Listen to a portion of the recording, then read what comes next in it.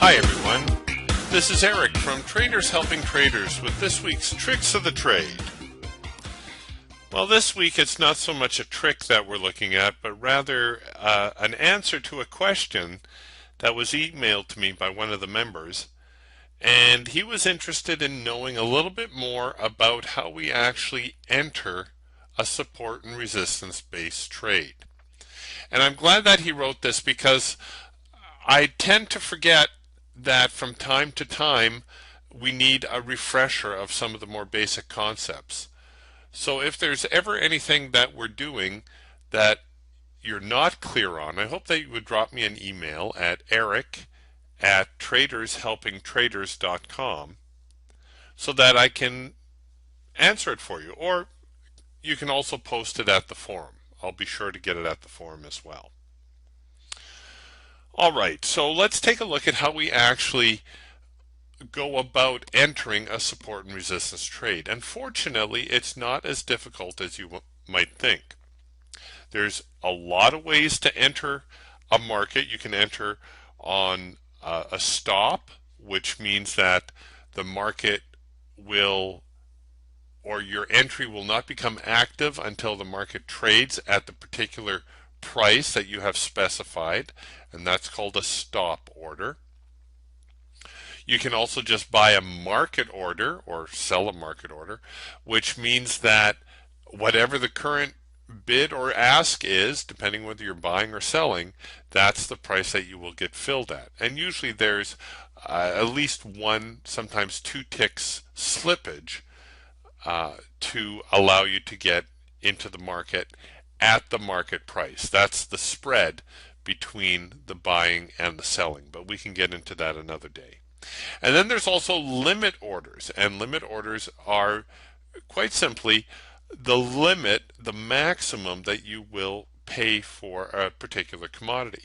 So if you set a limit price, that means that that is the worst price that you will get filled at.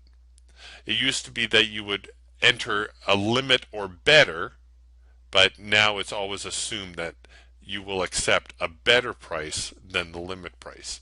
So the limit puts a limit on how much you are prepared to pay for a particular commodity. A market gets you into the market immediately, and a stop gets you into the market at a specified price. So what we tend to do more often than not is we tend to use stop orders. And what that means is we will set a price that once the market trades there, then our order automatically becomes a market order and we are in the trade. And there's variations on this as well. You can use what is called a stop limit order, which is a combination of the two concepts, namely that your price or your order will not become active until the market trades at a specified price, and you've also put a limit on how much you're prepared to pay for that particular commodity. So it's actually the best of both worlds, a stop limit order, in that you will not experience any slippage. However, you may also not get filled because you have put a limit on how much you're prepared to pay. All right, let's take a look at a few examples, or at least one example, and hopefully this will become a little more clear on how we like to trade support and resistance, and consequently what entries we will use for that. Okay, here is the July sugar chart. This is actually the daily chart. Before we get too far along, let's flip over to the weekly and see where the market has been and where it's going. So you can see that sugar a few months ago made a huge spike, topped out, and then abruptly fell off, and we are back down here at a rather significant level of support. We have old resistance back here from a couple, 3 years ago, and we have old support here from a year ago, and we are very, very close to this particular price level. In fact, close enough that we might consider getting a little bit bullish on this market. All right, so that's our long-term perspective. Let's go back to the daily chart, and you can see that in fact prices are struggling as we're getting closer to this long-term area of support. So let's say that you've determined that it's time to get bullish on sugar. You say, look at all this support that the market's given us the last little while, and remember support is our red-green bar combination. So we have support here, we have more support here, we have more support here, and then to finish the week we have support as well. So it looks like we've got a lot of support at or near 16 even. Now let's say we wanted to buy this market long. I refrain from just buying the market on the open or the close, or just going in and saying I want to buy the market. And the reason for that is I have found that a long time ago it is a lot more difficult to predict what the market will do next as opposed to reacting what it is doing. So in other words, if we say that we want to buy the market come Monday, we are making a prediction that prices are actually going to have to head higher. Now that may or may not be the case.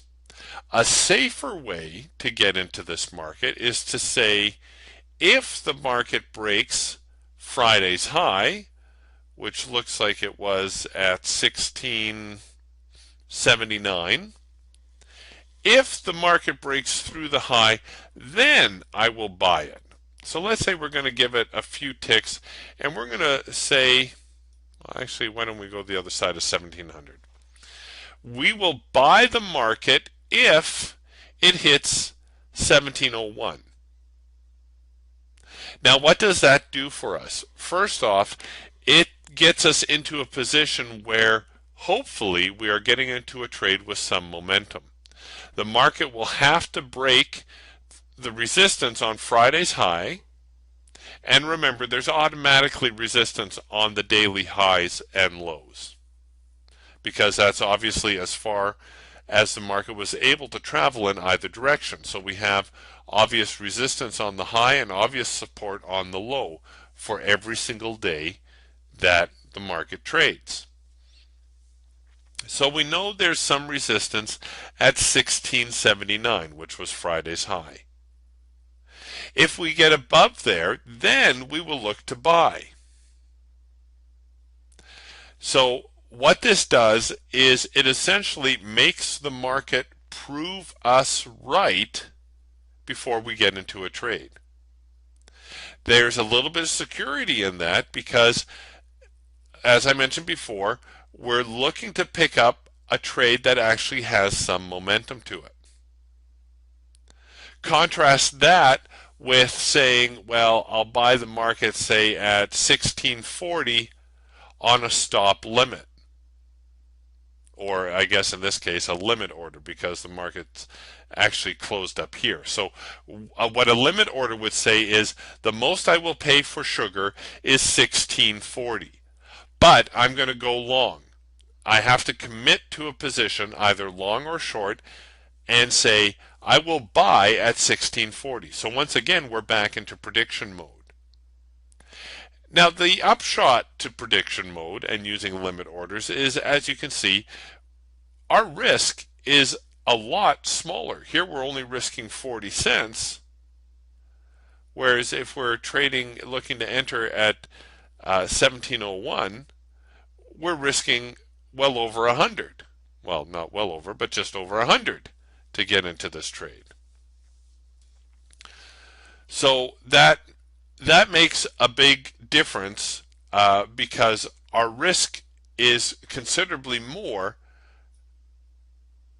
using, I'm just trying to get you a rough idea here, our risk is considerably more using this break technique, this breakout technique. The upshot is that hopefully, as I mentioned, we will catch a market that has some momentum and it will keep going higher from here. So on the one hand, it serves to help keep us on the right side of the trade. However, on the other hand, if we're wrong, it will cost us more money to be wrong. The other thing that I look for is I look for the market open. I do not like to see the market open beyond my entry. In fact, I like to see it open at least a few ticks below my entry, and preferably not too far from the previous day's close. And what does that do? Well, once again, it shows us that the market is behaving normally and that it's not going to fade against us. If I make this just a little bit bigger, this isn't the best example of a fade, but you'll get the general idea. If I back this chart up a couple of days, let's say that you wanted to sell below this low. The low is 1612. Let's say you're going to sell 1609. You think the market is heading lower. You want to sell this bar. The very next day, the market actually opens below our intended entry. Now, if you were not watching the opening range, you perhaps would have just sold it off of the open. After all, it went below 1609. We were looking to sell, so the open came at 1600 even, and you would have ended up selling the low of the day. The problem with gapping markets, or markets that open too far from where they left off, is that they will have a tendency to reverse on themselves and fade. That's what a fade means, is that the market will open well beyond where it left off and then spend the rest of the session moving against the open. As you can see, that's exactly what happened here. Now, the reason that's bad should be obvious, is you are not only getting a crummy fill and thereby increasing your intended risk, but you're also leaving yourself open to the possibility of a fade and the market setting up to move against you. So for those reasons, I always tend to use orders that are beyond the daily range to make the market prove me right, to come to me, build some momentum before getting me into the trade.